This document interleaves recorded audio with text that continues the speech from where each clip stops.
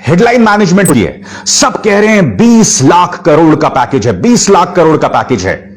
मैं आपको बताऊंगा इंडियन एक्सप्रेस की एक पड़ताल से कि 20 लाख करोड़ का नहीं, संभवतः यह सिर्फ 4.2 लाख करोड़ का पैकेज है और ज्यादा से ज्यादा 10 लाख करोड़ का पैकेज है। मगर उससे पहले पैकेजेस की अगर हम बात कर रहे हैं 20 लाख करोड़ की पैकेज, तो एक पैकेज की मैं आपको याद दिला दूं। याद है 2015 बिहार के चुनाव, उस वक्त सियासी समीकरण अलग थे। नीतीश जी बैठे थे लालू जी के साथ। क्या कहा था प्रधानमंत्री ने उस ऐतिहासिक रैली में, आप खुद सुनिए। मैं आज बिहार के पैकेज की घोषणा यहीं से करना चाहता हूं। करो 50,000 करोड़ की ज्यादा करो, 60,000 करोड़ की ज्यादा करो, 70,000 करोड़ की ज्यादा करो, 75,000 करोड़ की ज्यादा करो, 80,000 करोड़ की ज्यादा करो, 90,000 करोड़ की ज्यादा करो। मेरे भाइयों बहनों, मैं आज वादा करता हूं, दिल्ली सरकार कान बराबर ठीक रख के सुन लीजिए, दिल्ली सरकार 1.25 लाख करोड़ रुपए का पैकेज देगी। 1.25 लाख करोड़ रुपया बिहार का भाग्य बदलने के लिए 1.25 लाख करोड़ रुपया। मेरे भाइयों बहनों, मैं आपका मिजाज देख रहा हूं, हर कोई खड़ा हो गया है। आप मुझे आशीर्वाद दीजिए, आप मुझे आशीर्वाद दीजिए मेरे भाइयों बहनों। 1.25 लाख करोड़ रुपया बिहार का भाग्य बदलने के लिए। इसी मुद्दे पर तल्ख प्रतिक्रिया दे रही है राष्ट्रीय जनता दल। राष्ट्रीय जनता दल का मानना है कि प्रधानमंत्री ने सिरे से इससे पहले भी इस तरह की बातें की थी और ये जो पैकेज है और उस पैकेज में कोई फर्क नहीं है। क्या कह रहे हैं मनोज झा, खुद सुनिए।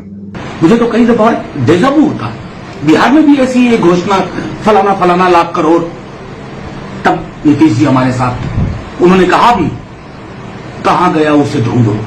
आज भी हम वो आंकड़ा वो पैसे ढूंढ रहे हैं। क्या नीतीश जी नहीं समझ रहे?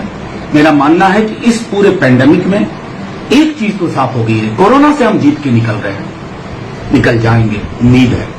लेकिन ये जो हमने अपने हिंदुस्तान को साफ 2 भागों में बांट दिया, एक इंडिया ऑफ प्रिविलेज और एक भारत ऑफ अनप्रिविलेज्ड, उसके लिए कुछ नहीं, वो ताली थाली तक ही सीमित है। हेडलाइन मैनेजमेंट शुरू हो गई है पिछलग्गू चैनल्स के जरिए। सभी चैनल्स एनडीटीवी भी, न्यूज 18 भी, जी न्यूज भी, एबीपी न्यूज भी, सब जो हैं ये कहने की कोशिश कर रहे हैं कि साहब ये तो 20 लाख करोड़ का पैकेज है। मैं आपके सामने एक तस्वीर पेश करना चाहूंगा और यह तस्वीर जो है वो इंडियन एक्सप्रेस की इस पड़ताल के जरिए सामने आई। आपकी स्क्रीन पर ये तारीखें 6 फरवरी, 27 मार्च, 17 अप्रैल और 27 अप्रैल। क्या आप जानते हैं इस दौरान रिजर्व बैंक ऑफ इंडिया अतिरिक्त लिक्विडिटी यानी कि अतिरिक्त पैसा सिस्टम में डालता है?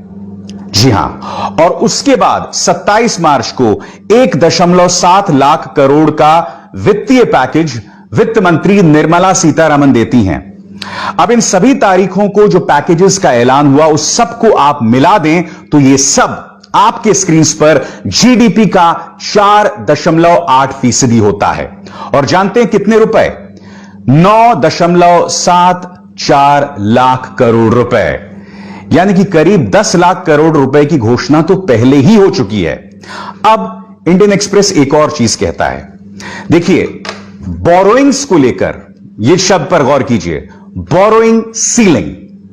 बोरोइंग्स को लेकर एक सीलिंग होती है जिसके चलते सरकार अब सिर्फ 4.2 लाख करोड़ रुपए ही जारी कर सकता है। तो बकौल इंडियन एक्सप्रेस ये 20 लाख करोड़ का पैकेज नहीं है बल्कि 4.2 लाख करोड़ का पैकेज है। और अगर ज्यादा से ज्यादा हुआ तो जैसे कि अब तक करीब 10 लाख करोड़ जारी हो चुका है, उसके बाद ये 10 लाख करोड़ का पैकेज है।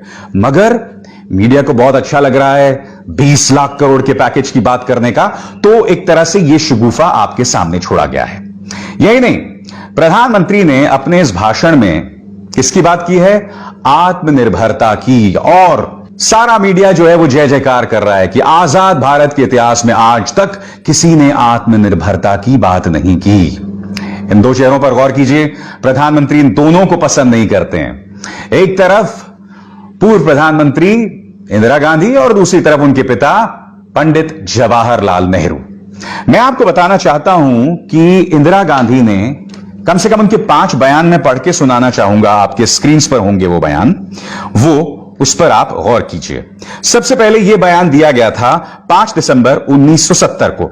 We want millions of self reliant men and women, able young men should be persuaded to make their own choices. हमें लाखों आत्मनिर्भर औरतें और आदमी चाहिए। काबिल युवा लोग जो हैं उनके पास यह आजादी होनी चाहिए ताकि वो अपनी चॉइसेस, अपने अवसर खुद बना सकें। उसके बाद 24 अप्रैल 1968, the attainment of self sufficiency is one of the central themes in our program. हम आत्मनिर्भर बन सके, यह हमारे कार्यक्रम का एक बहुत अहम हिस्सा है। उसके बाद 30 मार्च 1966 को यह बयान, the concept of ultimate self-reliance means that aid, which is an extraordinary form of transfer of resources, need not continue and that our own export earnings should meet our import requirements. क्या कह रहे हैं? आत्मनिर्भरता के जरिए जो भी हमारी जरूरतें हैं आयात और निर्यात को लेकर वो तमाम पूरी होंगी। ये तमाम बातें कौन कह रहा है? ये शख्स इंदिरा गांधी। अब इस बात पे गौर कीजिए, 1 मई 1984, Our self-reliance depends on production as also the country's capacity to fulfill its needs and reaching the fruits of independence to the poor and to the backward regions. इसके जरिए क्या कह रहे हैं कि आत्मनिर्भरता के जरिए हम उत्पाद बढ़ा सकते हैं और देश अपनी क्षमता तक पहुंच सकता है जिसके जरिए जो गरीब हैं उन तक इसका फायदा पहुंच सके। और फिर एक और बयान 14 जनवरी 1976 का, Self reliance has been an important component of India's development strategy, यानी कि आत्मनिर्भरता भारत की जो क्षमता है, भारत की जो रणनीति है उसका एक अहम हिस्सा रही है। यह कोई और नहीं बल्कि इंदिरा गांधी कह रही हैं। तो आज की तारीख में जिस आत्मनिर्भरता के मंत्र का जिक्र आपके सामने पूरा मीडिया कर रहा है, ये कोई नई बात नहीं है। आत्मनिर्भरता की बात लगातार 1992 तक की जाती रही थी। 1992 में ये दो चेहरे सामने उभर कर आते हैं। उस वक्त प्रधानमंत्री कौन थे? पीवी नरसिम्हा राव। उनके वित्त मंत्री कौन थे? मनमोहन सिंह। और तब देश में उदारीकरण की एक लहर सामने उभर कर आती है। उसके बाद भारत के बाजार खोल दिए जाते हैं। सिर्फ समाजवाद की बात नहीं होती, एक उदार भारत सामने उभर कर आता है। लिबरलाइजेशन होता है जिसके चलते शहरों में ढेरों नौकरियां पैदा होती हैं। उसके बाद भारत की काया पलट होती है। फिर 1998-99 में इसी को आगे बढ़ाने का काम यह शख्स करते हैं, स्वर्गीय प्रधानमंत्री अटल बिहारी वाजपेयी। आज जो बातें प्रधानमंत्री ने अब जाके की हैं अपने 5वें भाषण में, स्पष्ट कर दी जाए कोई नई बात नहीं है। और मुझे ऐसा लगता है कुछ असमंजस साफ तौर पर दिखाई दे रहा है। मेक इन इंडिया की बात की गई, आपको याद है ये लोगो मेक इन इंडिया का? शेर का लोगो, यानी कि इतना जबरदस्त लोगो, मगर उसके बाद में मेक इन इंडिया कहां उड़न छू हो गया किसी को पता ही नहीं चला।